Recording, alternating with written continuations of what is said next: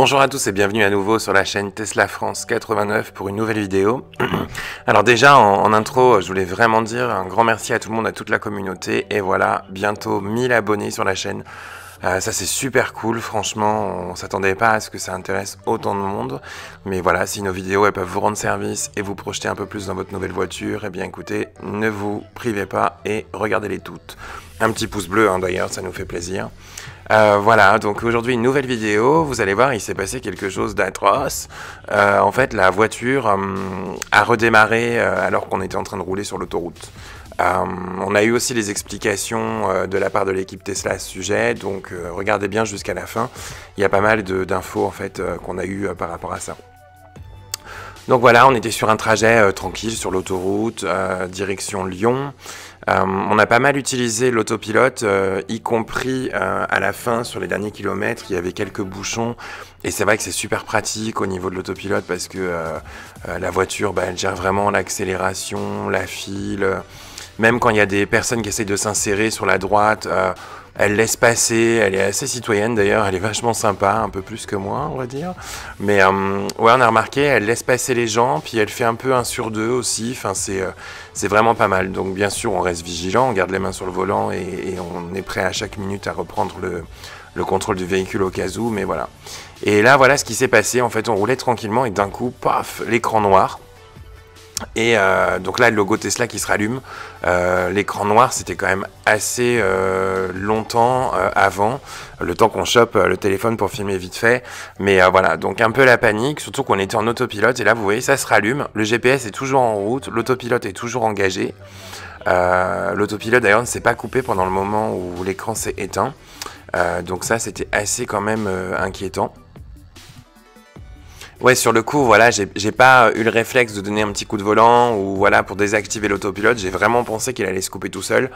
Il est resté allumé. Bon, après, on aura l'explication. On avait rendez-vous le lendemain au service center de Dardilly pour une petite modification au niveau de la portière qui était mal réglée. Et ils nous ont expliqué en fait que ça pouvait se produire et que c'était uniquement l'écran qui redémarrait, que c'était pas le système. Donc c'était pour ça que l'autopilote s'était pas désengagé.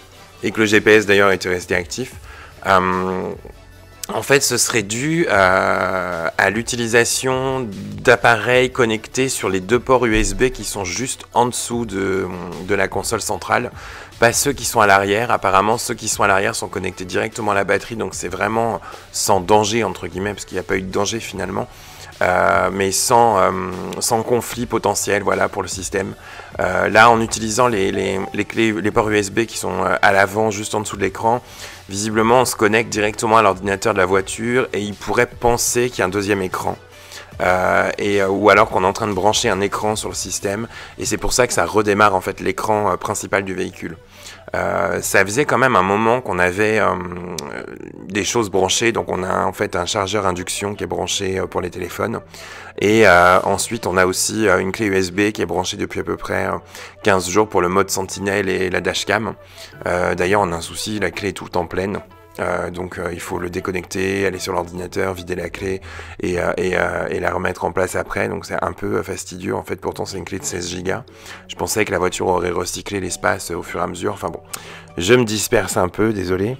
Voilà, donc apparemment on nous a dit qu'il fallait surtout utiliser les câbles qui étaient fournis par Tesla pour connecter les appareils. Alors nous fournis avec la voiture, on a eu un câble USB vers Lightning, donc qui est le câble Apple pour brancher les iPhones et les iPads pour les charger, ou alors on a eu un câble USB vers USB type C, donc qui est la forme le concurrent de Lightning en fait, voilà, qui est plus pour les téléphones Android par exemple.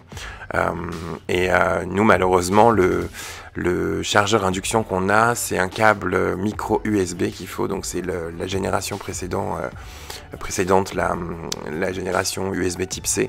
Et ça, on n'a pas le câble qui va bien pour ça, donc on va voir si ça se reproduit. Tesla nous a dit que de toute façon, ils vendaient en pièces détachées tous les câbles qui puissent exister visiblement, et que leur câble en fait sont garanties entre guillemets pour pallier à ce problème et qu'il n'y ait pas ce souci.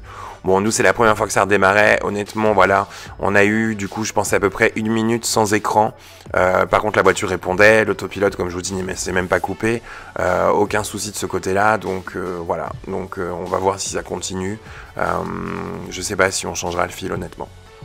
Voilà, en tout cas, merci beaucoup d'avoir regardé cette vidéo, et puis n'hésitez pas à lâcher des commentaires si vous avez déjà eu d'ailleurs avec votre voiture l'écran qui se reboot comme ça. Et si vous avez aussi des choses qui sont connectées au niveau des ports USB et que vous n'avez pas encore eu ce problème, enfin voilà. En tout cas, n'hésitez pas à partager tous ensemble et qu'on se fasse circuler les infos. À bientôt, salut!